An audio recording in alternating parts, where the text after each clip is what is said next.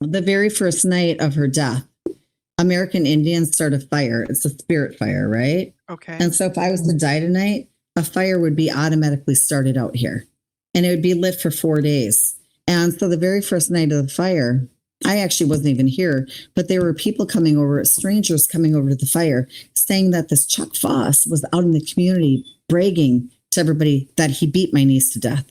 She begged for her life. And they were coming that very first night. So 4 nights had gone by. I was in Florida. I flew back and I was here the night of the wake.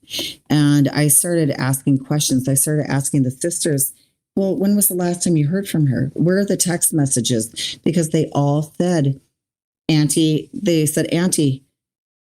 he killed her. Even the neighbors were there. They said he killed her. Everyone said he killed her, right? And so I started kind of putting 2 and 2 together. And Allison's son, Josh, I asked him, I said, Josh, do we have a detective yet for this? And he looks in his phone. He says, yeah. He says, Sergeant Hire.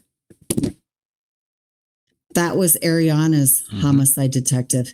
And I said, at that point, we had received 1 phone call back in 3 years. My heart broke. And I said, oh my God. I said, we're so screwed at this point.